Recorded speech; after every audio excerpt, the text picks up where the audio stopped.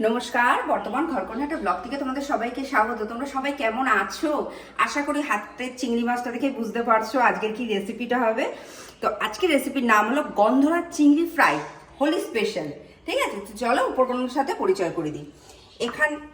এখানে রয়েছে গলদা চিংড়ি, একটু বড় দেখে নিয়েছি, আমি দুটো নিয়েছি। তারপর এখানে লাগছে ধনেপাতা কুচি, আদা রসুন বাটা, আর এটা লাগছে গন্ধরাজ লেবুর যে খোসাটা আছে সেটা একটু ঘষে নিয়েছি। গন্ধরাজ লেবুর রস, পাতা, নুন, টক দই, বেসন, একটু জিরের গুঁড়ো নিয়েছি, আর অতি অবশ্যই সর্ষের তেল আর একটু লঙ্কার গুঁড়ো নিয়েছি।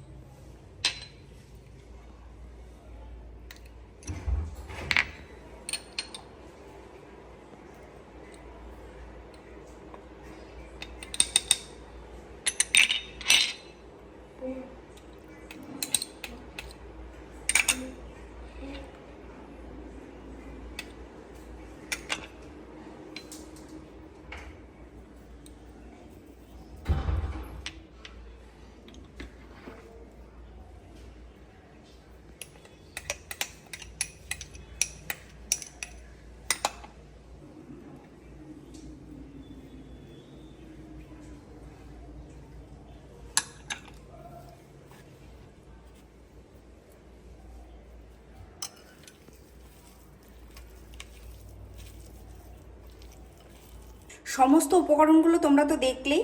সেই সব উপকরণগুলো বেসন, আদা রসুন বাটা, গন্ধরাজ লেবুর পাতা, ধনে পাতা, একটু লঙ্কার গুঁড়ো, সব কিছু মাখিয়ে আমি চিংড়ি মাছটা কিন্তু 8 ঘন্টার মতো রাখতে হবে, নাহলে কিন্তু ভালো লাগবে না। এটা 8 ঘন্টার মতো রেখে নিয়ে আমি তোমাদের কাছে ফিরে আসছি। চিংড়ি মাছটা আমার যেহেতু 8 ঘন্টা মাখিয়ে রেখে দিয়েছিলাম, এবার আমি 1 চামচের মতো তেল দিচ্ছি। গন্ধরাজ লেবু দিয়ে যে কত কিছু করা যায়, আমি ভাবলাম এটাই একটু করে দেখি, নতুনত্ব। গন্ধরাজ চিংড়ি ফ্রাই। তেলটা গরম হয়ে গেছে, এইবার আমি মাখানো চিংড়ি মাছগুলো দিয়ে দেবো প্যানে।